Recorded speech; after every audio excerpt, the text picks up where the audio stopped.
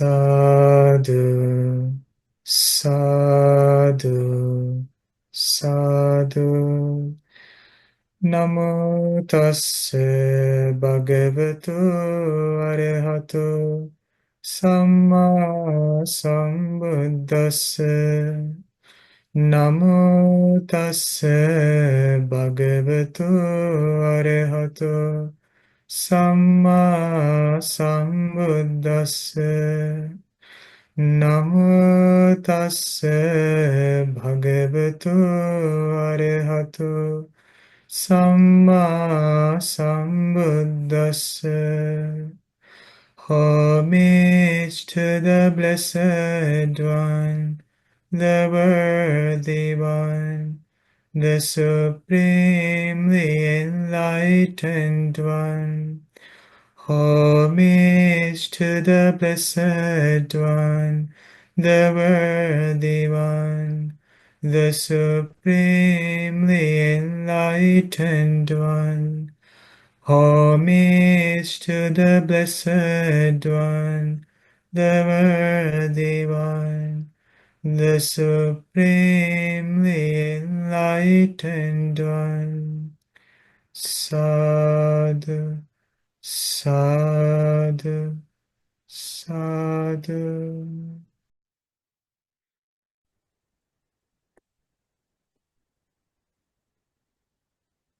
Okay, my friends, today we will study our last hindrance, the fifth hindrance, the doubt. So, doubt as hindrance to mindfulness.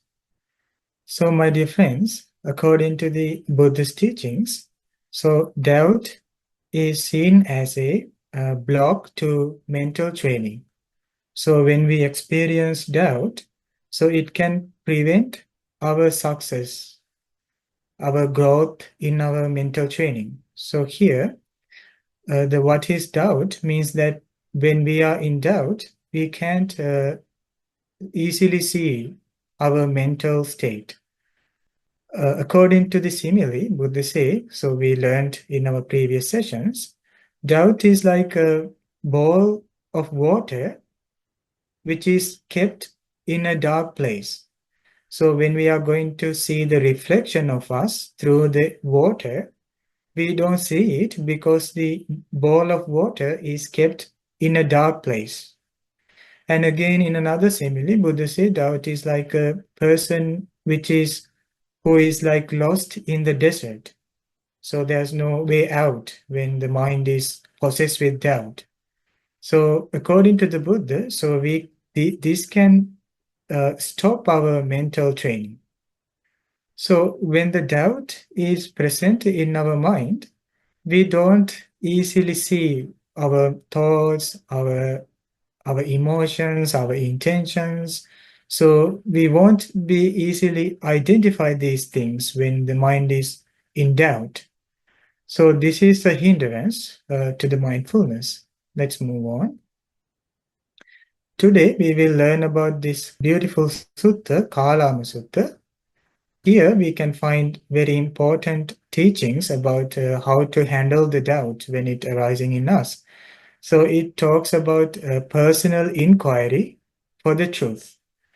So whenever the mind possessed with the doubt, according to the Buddhist teachings, we should inquire, we should question about that. So we can find the answers in within us. So the more that we getting closer to the truth, so more easily that we can untangle the doubts which arise in our mind. So even when we are going to practice breathing meditation, so there are times our mind doubt about this. So we will learn this teaching today, Kalama Sutta. On one occasion, the Blessed One, Supreme Buddha, was wandering on tour among the Kosalans, together with a large sangha of monks. So the Buddha was wandering in the Kosalan country, which is a state in India those days. Usually Buddha, together with the thousand of monks, goes to different towns and different cities. When he reached the town of the Kalamas named Kesaputta. So there was a town called Kesaputta, and the people lived there was Kalamas. Okay. The Kalamas of Kesaputta heard it is said that the ascetic, the teacher, Gautama, which means the Buddha, has arrived at our Kesaputta town. Now, a good report about that master Gautama has circulated. So, before the Buddha arrived at their hometown, so before that Buddha's arrival, people start to talk about that near future the Buddha will visit our town. So, a good report was circulated about the Buddha. Then the Kalamas of Kesaputta approached the Blessed One. So then later at that day, all the people in the Kesaputta town, who are like Kalamas, came to see the Buddha. Now some paid homage to the Buddha and sat down to one side. Some kept silent and sat down to one side, which means some people pay their respect, but some people did not pay respect, they just sat down. Sitting to one side, the Kalamas, these people said to the Blessed One, Bhante, there are some ascetics and Brahmins, teachers who come to Kesaputta. So there are teachers who visit our town. So it is said that this town was in close to the forest. So usually the other teachers, other meditators enter to the forest and they wander in the forest and they meditate and they come back.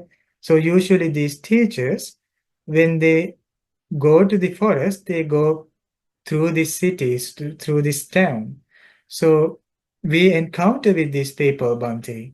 There are such ascetics and Brahmins who come to this town. They explain, elucidate their own doctrines. But Bhante, they disparage the doctrines of others. So they said, Bhante, when they teach, they praise only their teaching, their doctrine, but they disparage others' doctrines, others' teachings. But after they left, after those teachers left, then some other ascetics, some other Brahmins, other teachers come to the Kesaputta town, and they too explain their own doctrines, but disparage the doctrines of others. When other teachers left, so the new teachers will visit our town and they tell us about their own teaching, and they disparage the teachings of others. This is something happens even today when it comes to social media. You might have seen like so many teachers teach so many different teachings. So the people might be like so much confused which way is the correct. So the same thing happened to these people. So it's kind of complex nowadays because of the internet. So we exposed to so many information. So our mind can be easily confused with that. So we can be so much doubtful and we might be perplexed about what we are listening to, what we are hearing to. So they said, this is what is going on in this town when the teachers visit our town, Kesaputta. We are perplexed and in doubt, Bhante, as to which of these ascetics speak truth and which speaks falsehood. We are so much in doubt, so much in perplexed, because when we realize that who speaks the truth, who speaks the falsehood. So the Buddha answered, gave a beautiful answer. He said, Alang hivo kalama, kankitum alam vichikichitum, kankaniyeva panavotane vichikicha uppannam.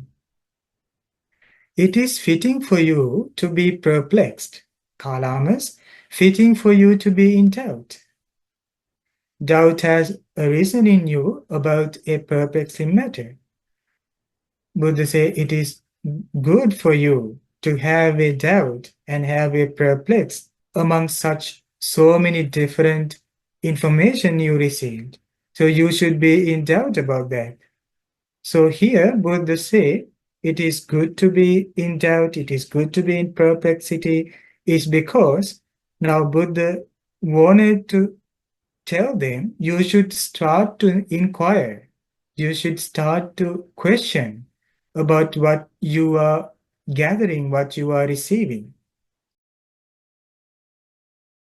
In Buddhist practice, doubt is dispelled when one directly experiences the truth in within. So the way to dispel the doubt is to directly experience the truth, and it is from inside. The closer that we go into our life, more easily that we can untangle the doubt that we have. This is not about theoretical knowledge or blind belief, but about seeing the truth for oneself through the insight. If we can understand how to think correctly, we can overcome all doubts we have. We can give up all the questions we have.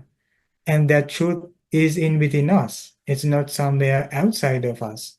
It is always already in us. The Buddha emphasizes that truth should not be accepted based on external factors, but rather through careful observation, critical inquiry, and personal experience. This is a really interesting sutta, really interesting teaching, which teach us how we should think in order to overcome suffering. This talks about critical thinking. Now the Buddha taught to them, Kalamas, listen, don't go by oral transmission, ma anusavena. Don't go by lineage, ma paramparaya. Don't go by hearsay, ma itikiraya. I'll explain this one by one during the discussion. Don't go by canonical authority, ma pitaka sampadhanena. Don't go by logical reasoning, ma takka hetu. Don't go by inferential reasoning, which means ideas based on superficial reasoning, ma naya hetu. Don't go by recent train of thought, ma akara parivitakkena, by the acceptance of a view after pondering over it, ma ditti nijjana kantiya, by the seeming competence of a speaker, ma bhabbarupataya, or because you think the ascetic, this teacher, is our teacher, our guru, ma samano no garuti. Buddha said, don't go by these facts. Don't rely on these things. When you take information to you, when you try to understand your spiritual life, don't rely on these facts. Here the term don't go means not to accept or follow something uncritically or blindly. It also means not to rely on or do not accept simply because certain sources or criteria. Don't just take it for the granted when you receive the teachings about the spiritual life. Now, let's see one by one what does this mean. Like the Buddha say, don't go by oral transmission, ma anusavena. This praise warns against accepting teachings solely based on what has been passed down orally from one person to another. So usually we receive the teachings by one person to another by mouth, like orally. It's like a oral transmission. So information can become distorted or misinterpreted through the repeated retelling. When we tell something to another, so it can easily change because of that retelling. So Buddha say, don't go by that. Don't rely on that. Ma paramparaya, don't go by lineage. This criterion advises against accepting teachings because they belong to a long-standing tradition or lineage of authority. Just because something has been practiced for generations does not guarantee its truth or relevance. If something is coming from our families or like our fathers, or if it is coming from very ancient time, Buddha say don't go by that lineage. Don't merely go by that lineage. Ma itikiraya, don't go by hearsay. This warns against accepting beliefs based on solely on popular opinion or what is commonly believed. Common consensus can be misleading. So if many people are believing something, that doesn't mean that it can be something that we can rely on. Don't go by hearsay. Ma Pitaka Sampadhanena, don't go by canonical authority. This emphasizes that one should not accept teachings merely because they are found in sacred text or scriptures. While scriptures can be valuable, they should not be taken at face value. Personal experience and understanding are essential for true comprehension. So as long as they are in the books, so we might not understand that until that we start to practice it. But if we rely only on the sacred text as a canonical authority, so Buddha say don't rely on that fact, don't rely on that, merely rely on that teaching. Ma takka hetu, don't go by logical reasoning. Logic means something that we can turn false into truth or truth into false. So it's like a weapon. It can easily change the idea. So this criterion suggests that logical reasoning alone is insufficient to determine the truth of a teaching. Conclusions drawn slowly from logic can be incomplete or misleading. Ma hetu, don't go by inferential reasoning.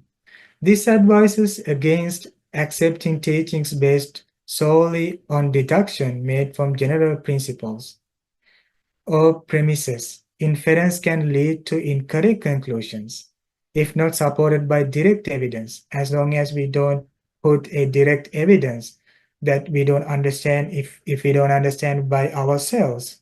So even there is a general principle, so it is something out from us. Individuals should verify inferences through personal investigation. Imagine as a simile, like let's say, imagine you are considering buying a car and someone tells you all expensive cars are reliable because they cost a lot of money. Therefore, any car with a high price will be reliable. This statement is inference based on a general principle. Expensive things are usually of high quality.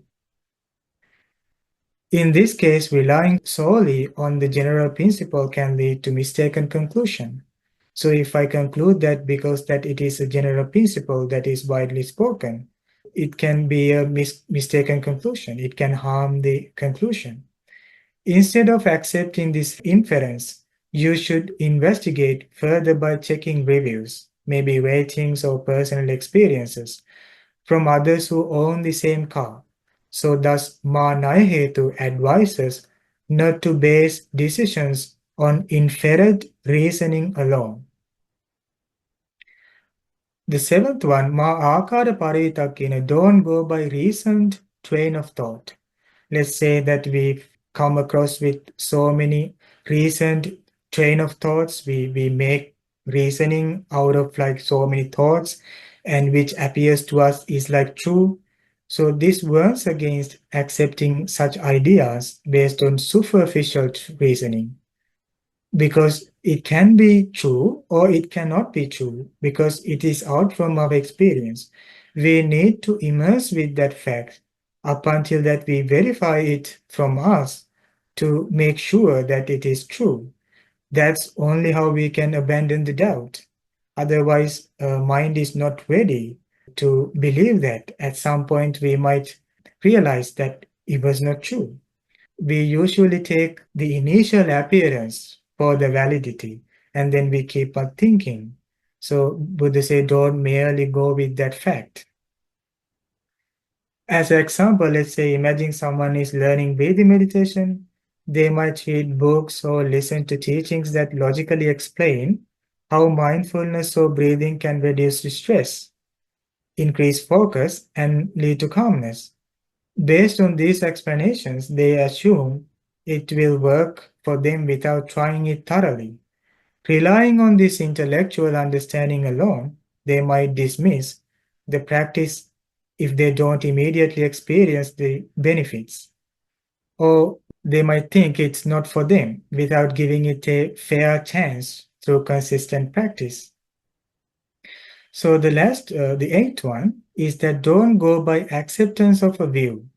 When you receive information about the spiritual life, don't rely on a fact that it is a view. So if it is aligned with your view, let's say you like this kind of a particular view that you wish to gain, you wish to live with. But if another person is teaching you about the same view, but they say don't go with that, don't rely on that fact. This cautions against accepting beliefs simply because they align with one's pre-existing views or preferences. Let's say I prefer certain way of life. So if that way of life resonate with the teaching, so I would easily get into that view and I will welcome that. But preconceived notions, such as those views, can cloud the judgment because attaching to the views is so much dangerous because it might not be the truth. So that can cloud our judgment, the way that we see the life. Individuals should be willing to challenge their own views and seek a broader understanding of the truth. So in this case, I remember that teaching where a person came to the Buddha and Buddha, he said, Bante, I don't attach to any views. I don't have any attachment to any views. I don't like any views. Yeah, that's what he said. I don't like any view. I'm not attached to the view. So then the Buddha answered, Buddha said, don't you attach to the view that you don't attach to the view? So view attaching to a particular view itself is an attachment. There should not be any attachment to any views. Now the Buddha said, Ma Bhabbarupataya, don't go by the seeming competence of a speaker, which happens so many times in the present world. So we usually see that when the speaker is so much competence with talking, so the people, their listeners will easily accept that. So this advises against accepting teaching simply because the speaker appears knowledgeable or authoritative. So the relying on reputation. So sometimes people accept that. Reputation or charisma should not overshadow critical evaluation. It's important to assess the validity of the content rather than being swayed by the speaker's demeanor or status. And again, Buddha say, don't accept something because you think this ascetic, this teacher is our guru. This is taught by my teacher, so I should accept this. Don't rely on that. This emphasizes not to accept teachings out of loyalty or reverence for a particular teacher or spiritual authority. Now, Buddha taught about these 10 facts. You should not take these external facts as a source of information to rely on that when you are seeking for investigating truth. Why? Because that can cloud us. That can even so like even though that it brings us correct information, you should put your investigation, your critical thinking, your questioning, your inquiry to clear that for yourself. So we might receive these things, but we need to give it correct thinking to unravel and understand it within us so that we can give up the doubt. Buddha say, but when kalamas, you know for yourself. You don't rely on that, but when you know for yourself, these things are unwholesome. These things are blameworthy. These things are censured by the wise. These things, if accepted and undertaken, lead to harm and suffering, then you should abandon them. As soon as you know that after conducting these things will brings me suffering, and the wise people will censure that, and it is blameworthy. And if you accepted that and undertaken that, it lead to harm. So you should immediately abandon that. Why? Because it can bring you suffering. So you give such a investigation, you give such a thinking before you are conducting those actions, let's say. But when you know for yourself these things are wholesome, these things are blameless, these things are praised by the wise, these things, if accepted and undertaken, if I follow this kind of a practice, lead to my welfare and happiness, then you should live accordance with them. So, when the teachers visit that Kalama's town, so the teachers came up with so many different types of concepts about the life. This is the only truth. You don't follow that truth, that teaching. This is the only truth. You should follow this one. You don't follow that one. So when they say that, so these people became so much confused. But Buddha say first, you start to put your inquiry and try to differentiate what is good and what is bad. Because in our life, we have a sense of self-protection, sense of self-love in us, self-worth in us, that easily can distinguish what is skillful, what is unskillful, because we were born with that. We have such a faculty that we call it wisdom. We can distinguish things which is coming to our life. So that is the most important point that we should practice.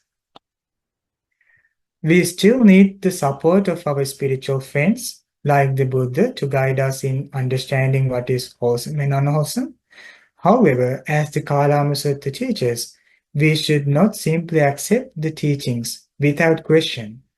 Instead, after receiving the guidance, we must examine these teachings independently through our experience. Only then can we truly realize ourselves whether something should be practiced or abandoned.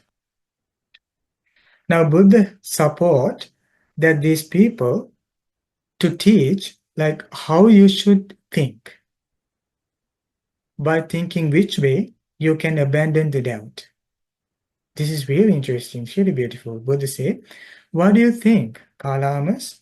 When greed arises in a person, is it for his welfare or for his harm? What do you think about that? If your mind is full of greed, does that keep you safe? Does that keep you so much peaceful, content? Or does that brings you harm? So then they said, well, Bhante, it definitely brings us harm. Why? Kalamas, a greedy person overcome by greed, with a mind obsessed by it, destroys life, takes what is not given, transgresses with another's wife, and speaks falsehood. And he encourages others to do likewise. That's the problem. When a person is possessed with the greed, he himself might destroy life and will teach others to destroy the life. Why? Because teacher and the student might be filled with greed, might be possessed with greed. So that person might not know what to do and what not to do, because greed is a failure of the mind. That's why they destroy life. That's why take what is not given, transgress with another's wife, and speaks falsehood. And he encourages with others to do likewise. Will that lead to his harm and suffering for a long time? Buddha asked from them, yes, Bhante, that might harm. What do you think, Kalamas? When hatred arises in a person, is it for his welfare or for his harm? For his harm, Bhante. Kalamas, a person who is full of hate destroys life, and he encourages others to do likewise. Will that lead to his harm and suffering for a long time? Yes, Bhante. What do you think, Kalamas? When delusion arises in a person, it is for his harm, Bhante. Deluded by delusion, a person might destroy life, take which is not given, So when someone is conducting such actions by way of body speech, and when that person might encourages others to do likewise, will that lead to his harm and suffering for a long time? Yes, Bhante. Now, Buddha is teaching how you should think. Like the problem we have is greed, anger, and delusion. So when we think critically, correctly, according to the teachings, we can easily see that these things, when we conduct, will bring us suffering. So they said, yes, Bhante, this brings us suffering. What do you think, Alamas? Are these things wholesome or unwholesome? Those things are unwholesome, Bhante. Blameworthy or blameless? Blameworthy, Bhante. Censured or praised by the wise? Censured by the wise, Bhante. Buddha has accepted and undertaken, do they lead to welfare and happiness or not? Or how do you take it? How do you understand it?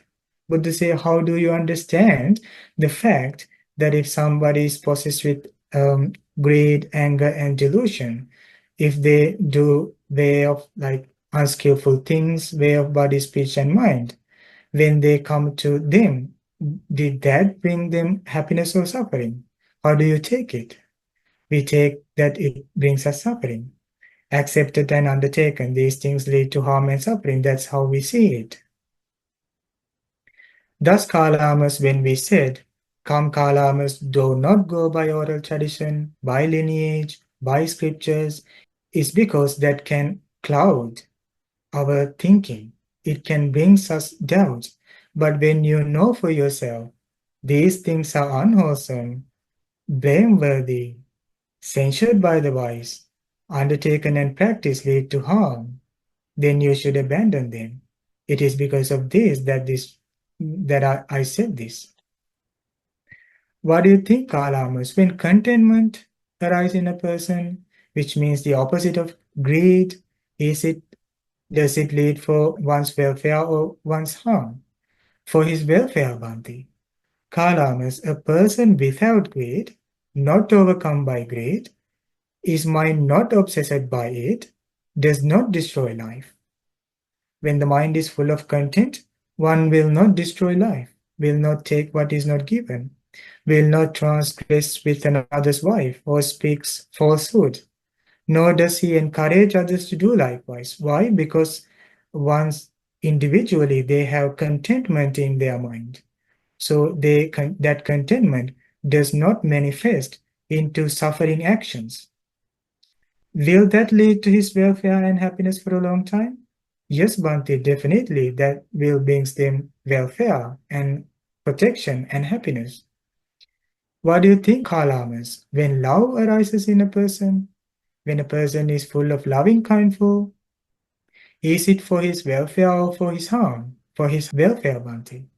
Kalamas, a person who is without hate, with full of love, will never destroy life, will never steal, will never sexually misconduct, will never deceive others by words. Why? Love is possessed in their heart. So that will not manifest into actions which brings them suffering. So nor does he encourage others to do likewise.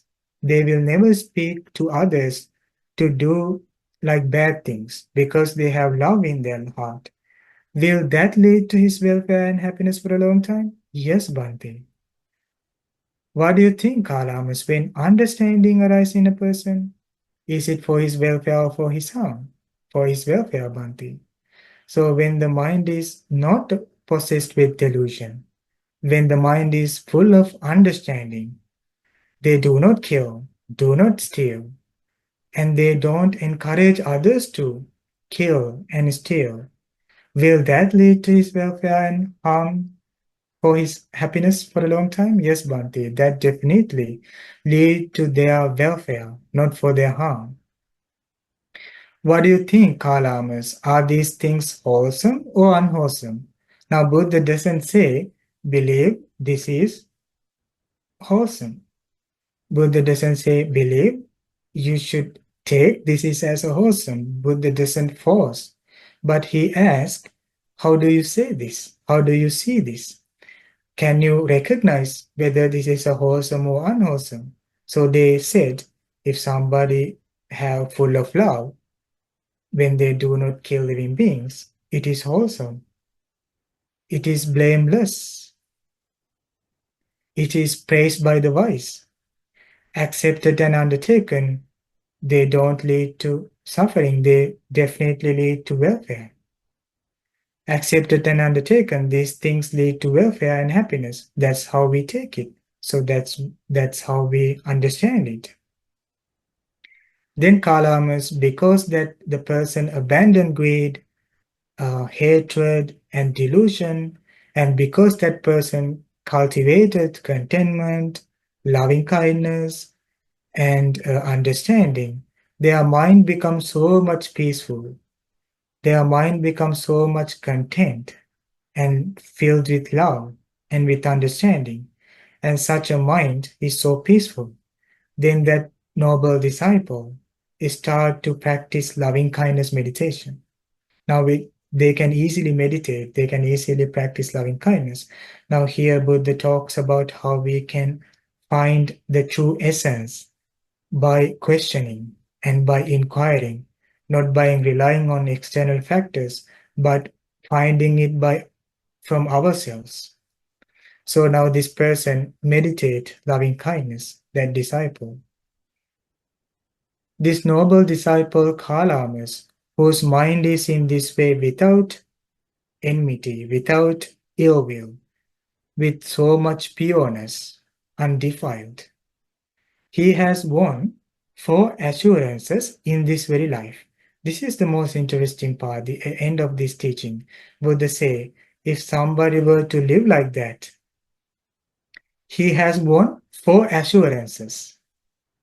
The first assurance he has won is this: if there is another world, which means something that we can't understand, whether there is a next world or not. Buddha doesn't say, believe there is a next world, believe there is a heaven, believe there is a hell, but Buddha say, you can understand that. How? The first, you will get the assurance because of your purity of your heart, if there is another world, and if there is the fruit and result of good and bad deeds. It is possible that with the breakup of the body after death, I'll reborn in a good destination, in a heavenly world, if there is such a thing. Why? Because I conducted something that does not bring me suffering. I conducted things which brings me happiness here and now. I had a pure heart. During my lifetime, I possess a pure heart without greed, without hate, and without delusion. If there is another world, or if there is a fruit and result of good and bad deeds, I don't want to be worried because I did good. So I'll definitely go to a heavenly rebirth if there is such a thing. Now, the second assurance is that this: if there is no other world, sometimes people say there is another world. Sometimes people say there is no other world. If there is no other world and there is no fruit and result of good and bad deeds, it's still right here in this very life. I maintain myself in happiness, without enmity, ill will, free of trouble. Because when a teacher teach that there is a hell and a heaven, in the first place, people might be frightened. They will be helpless. They don't know what is it. They don't understand how there is hell and how there is heaven because it is invisible. We can't see it. But the Buddha say, well, if you don't see it, you don't need to be worried about that. You don't need to be frightened with that. Why? Because you had a good life here. And if there is, so you don't need to fear about that journey. You'll definitely be born in a good place. These are 2 assurance, but there are 2 more. The third assurance he has won is this: suppose evil comes to one who does evil, which means karma. Suppose there is such a thing, suppose there is a karma, then when I have no evil intentions, because only had love and contentment and understanding. I didn't have any evil intentions for any other beings. How can suffering afflict me, since I do not have evil deed? How the suffering will come to me because I do not have evil deed? If there is a karma, if there is something that after doing, if there is a result of that, I don't need to be frightened with that. Why? Because I didn't do bad thing. So how suffering afflicting me? The fourth assurance he has won is this: suppose evil does not come to one who does evil. Let's say there is no such a thing as cause and result like karma. Then right here, I see myself purified in both respect. I saved my both ends, this life and the next life. Why? Because I live this life happily. If that does not come, that's good. Because if there is no if there is no a result of a karma, that's good because I can live happily here. So this is the teaching Buddha taught. Due to the external pressures, many people today find it harder to think freely or inquire deeply, which can lead to increased doubt and uncertainty. However, recognizing these influences is the first step toward overcoming doubt by reclaiming the freedom to think critically and engage in meaningful inquiry. By understanding By understanding how external factors shape our thoughts, we can address doubt more effectively and seek truth with clarity and confidence. So that's what the Buddha trying to say. Like you try to inquire what you experience and try to understand, because we have such a thing called wisdom, we have such a thing called knowledge, we have a sense of self-love, self-respect, so that we can see easily what is good and what is bad.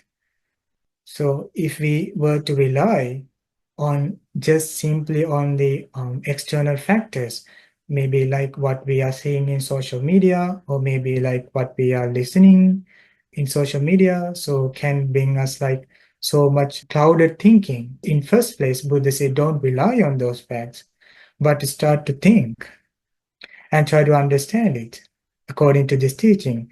Because the problem everyone has is the mind has greed, mind has anger, mind has delusion. So we need to serve these things and we need to uproot these things to live happily. But if somebody were to tell that there is a heaven or there is a hell, you will go there. So there should be a reason why a person is going there. So if that is because of like unpurified mind, so if a person start to cleanse the mind, they can make sure that if there is such a heaven or such a hell, so they can escape from hell and go to the heaven. So, but if there is no such a thing, they can live this very life happily. So when this was taught, those Kalamas said, excellent, Bhante, excellent. We go for refuge to the Blessed One. We go for refuge to the Dhamma and to the Sangha of bhikkhus. Let the Blessed One consider us lay followers who from today have gone for refuge for life. So, it's the teaching, friends. Thank you so much. Sadhu, sadhu, sadhu. I have a Yes, question about external factors. yes, So, I find joy in nature. I find joy in the miracle of life.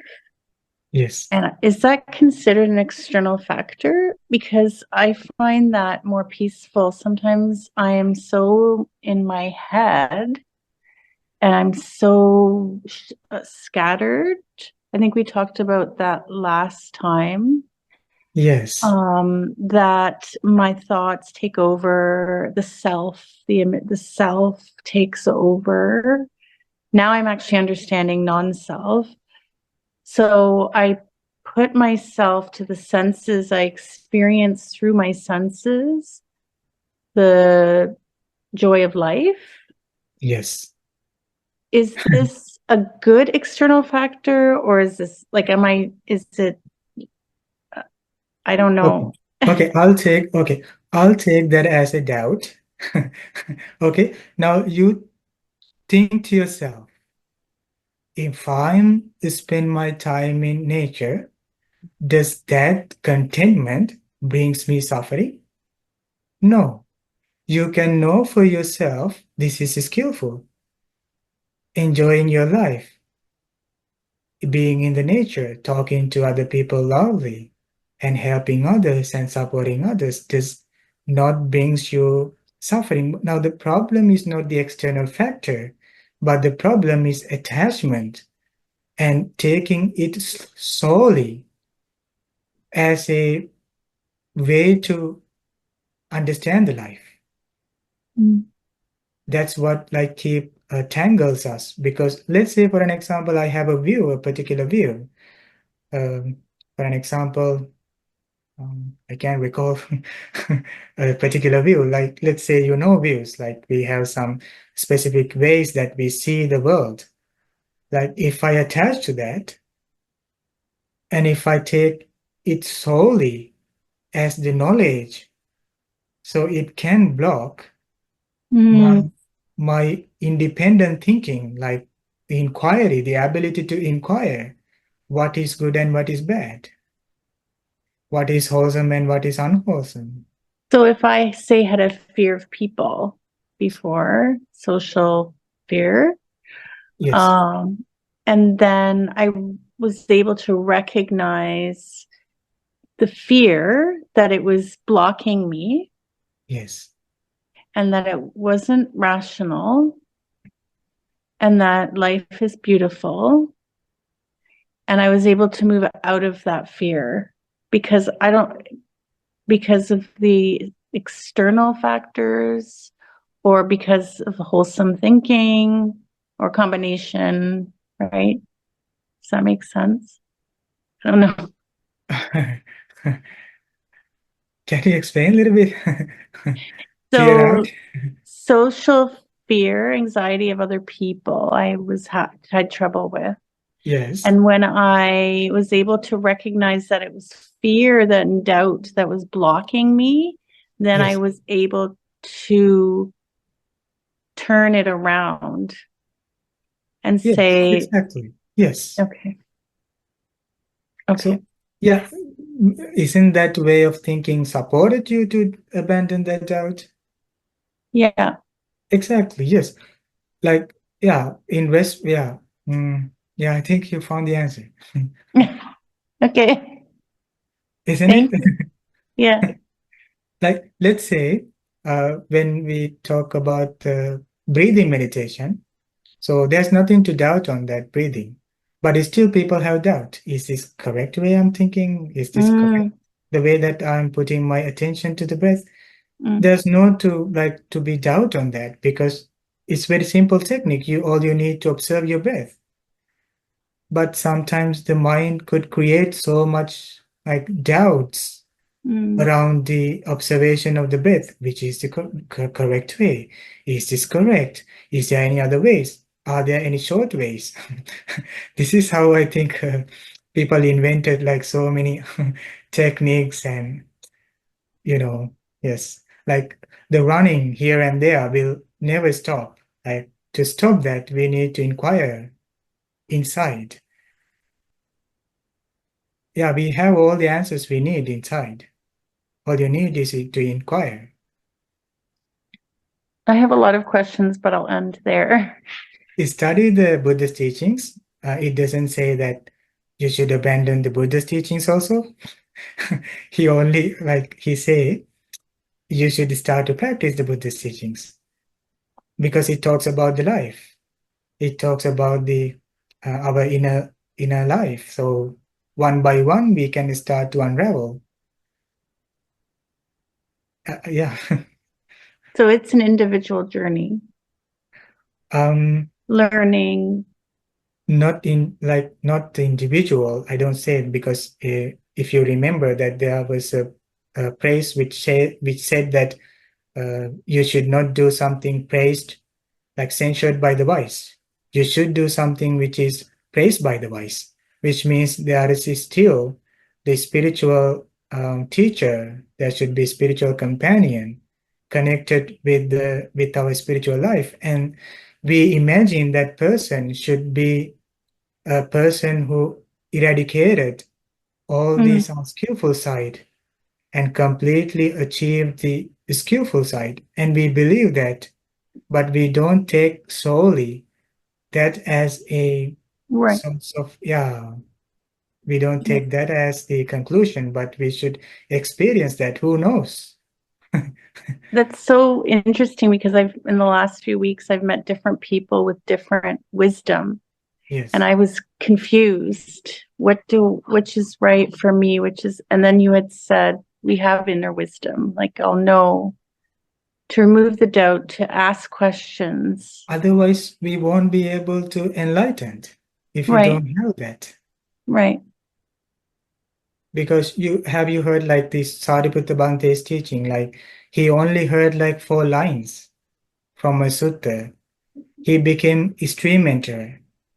He did half, like more than half of the spiritual journey, just listening to 4 lines. Mm. That's his own wisdom supported. Of Right. course, I there was understand. many other people who were listening to 4 lines, like even today we are listening to thousands of teachings.